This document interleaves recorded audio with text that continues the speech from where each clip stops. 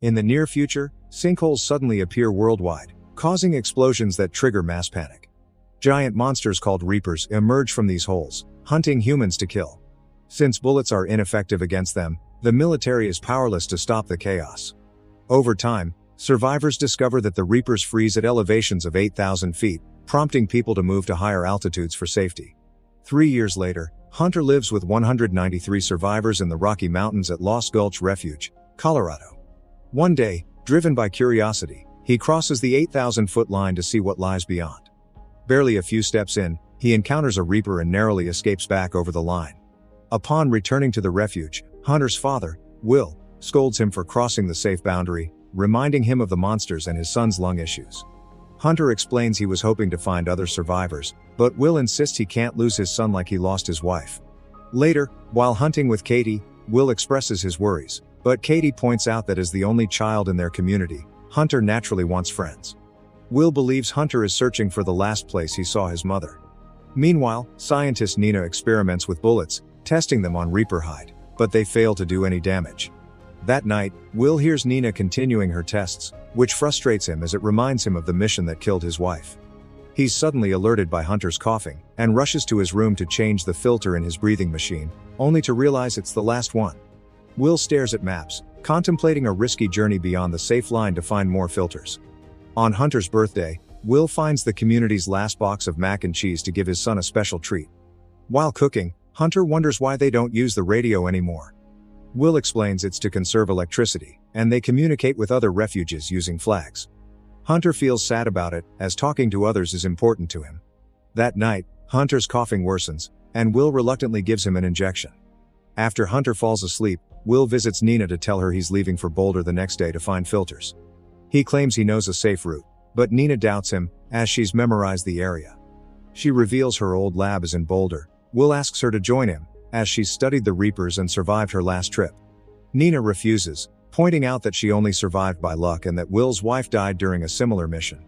Refusing to give up, Will mentions a mine that could lead them through the mountains, but Nina insists it's too dangerous, as the Reapers could trap them there. After Will leaves, Nina works on modifying a compass but is haunted by memories of Will's wife, which causes her to break down in tears. Meanwhile, Will asks a neighbor to care for Hunter before going to a gun store for weapons. Katie decides to go with him, ignoring his protests. Nina eventually agrees to join, mocking Katie for being inexperienced and a potential burden. Will says goodbye to Hunter, promising to return, but the boy reminds him that his mother said the same thing before she left. The group sets off, with Nina continuing to belittle Katie. Nina explains that Reapers emit strong bioelectromagnetic pulses, and her modified compass can detect them within a half-mile radius. After a long trek, they reach the Elba Fire Road and the 8,000-foot line. The compass confirms no monsters are nearby, and the trio crosses the line, heading downhill. They come across abandoned trucks and scavenge supplies, including flares, ammo, and a grenade launcher that Katie knows how to use. Nina finds a Reaper scale and takes a sample. When Katie grows impatient, an argument breaks out between them, with Nina accusing Katie of trying to get close to Will. The confrontation escalates until Katie pushes Nina against a truck, reminding her that Nina's actions led to the death of Will's wife. The two women fight, and Will intervenes to stop them. The group continues their journey and is surprised to find a herd of horses in the forest, suggesting the Reapers only target humans. Eventually, they arrive at Alta Vista ski area, where they plan to use the chairlift to reach the mines. Just then, Nina's compass detects a Reaper nearby, and they see trees shaking in the distance. Will rushes to the lift, working to activate the backup generators, while the women stay below to provide cover. Katie panics when the Reaper draws closer and fires grenades that explode but do no damage to the creature. Will finishes hooking up the generator, and Nina flips the switch before getting on a chair. Will quickly joins her, and they open fire on the approaching Reaper while Katie begins climbing the tower to reach the chairs. The monster leaps onto the cables, shaking the chairs, but the pair manages to hold on. Katie waits for the right moment to jump but misses, prompting Will to catch her mid-air. Nina runs out of bullets just as the Reaper shakes the cables again, causing all three to fall to the ground. They scramble to their feet and run, crossing the 8,000-foot line just before the monster can reach them. With nightfall approaching, they decide to spend the night at the ski resort. As they share a drink, Nina reflects on the Reaper's sudden appearance, noting that they killed 95% of humanity without stopping to eat or sleep. Unlike predators, who kill to survive, the Reapers seem to kill for sport and don't attack animals. Nina wonders if they were specifically sent to exterminate humanity.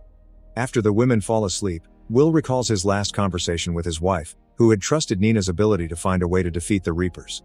The next morning, the group finally reaches the mine where Will once worked. He explains that both entrances are above 8,000 feet, but the lower levels go below the safety line, which concerns Nina.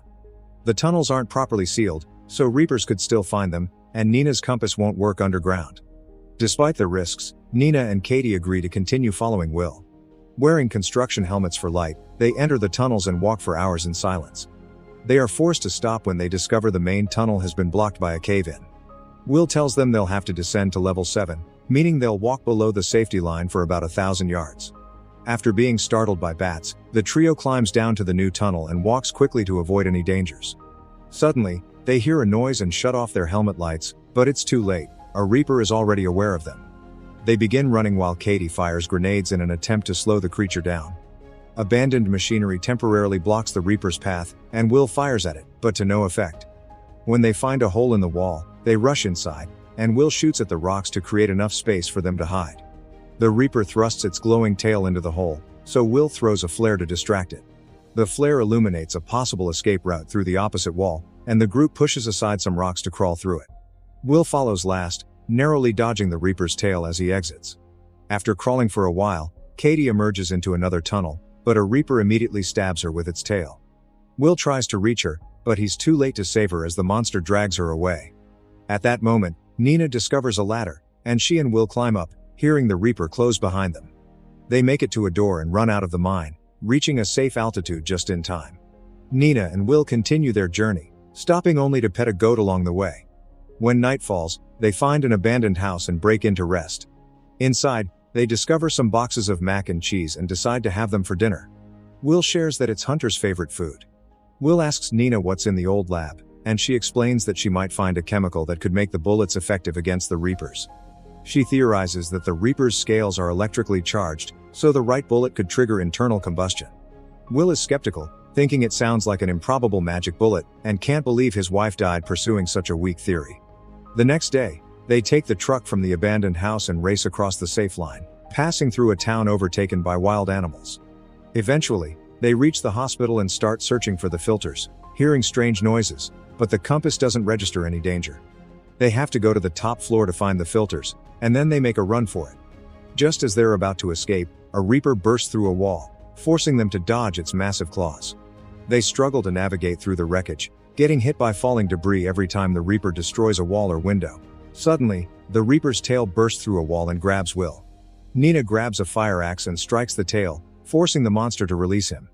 She then opens a gas canister to fill the corridors with fog, hoping it will provide cover. Will gets an idea and waits for the Reaper to come close enough, then shoots a cluster of oxygen tanks, triggering an explosion that sends the monster flying out of the window. Though the creature lies motionless, they aren't sure if it's dead or unconscious, so they know they must hurry. Will wants to go back, but Nina convinces him to continue toward the lab to finish the bullets. As they drive away in the truck, the Reaper begins to stir. They reach the lab, where Nina starts mixing chemicals while Will keeps watch. On one of the desks, Will is shocked to find a photo showing that Nina once had a family, something she never talks about. Nina becomes emotional, explaining that on the day the world ended, she had been working and couldn't be with her family. She feels guilty because her son had a soccer game that day, and she chose to work instead. She also admits that she hates herself for being indirectly responsible for the death of Will's wife. Will reassures her that it wasn't anyone's fault.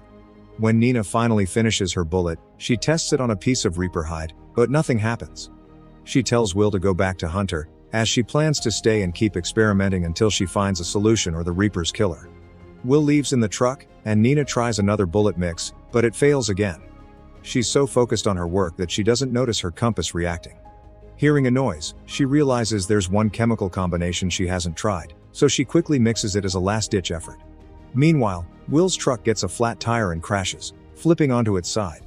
He's knocked unconscious for a moment but wakes up when he hears a Reaper approaching. He has to kick out the window to escape and starts running as the monster chases him. The uphill climb is tough on his body after the crash, and just as he's about to cross the safe line, a second Reaper blocks his path. Will opens fire, but it's useless, and he starts to lose hope. Just then, Nina appears and fires her new bullets. The resulting explosion, full of smoke and electrical charge, proves her theory correct. She quickly takes down both Reapers, killing them in seconds, even as they try to flee. Nina then examines a piece of the Reaper's body and reveals mechanical parts, confirming that the creatures are robots designed to kill humans. When Will asks who sent them, Nina speculates that they were sent by aliens. Later, Will and Nina return to the refuge, where Will reunites with Hunter. Nina raises a pirate flag to announce that she's discovered a way to fight back. Survivors gather to start producing the special bullets, and Will uses the radio again to broadcast a message of hope. Nina also keeps the monster bodies for further study. Once the survivors are armed, they head into the forest to take down as many Reapers as possible and reclaim the land. One night, as Will and Nina observe the sky through a telescope, they notice 3 mysterious lights heading toward Earth. Make sure to subscribe and turn on notifications to catch more videos like this. Thanks for watching.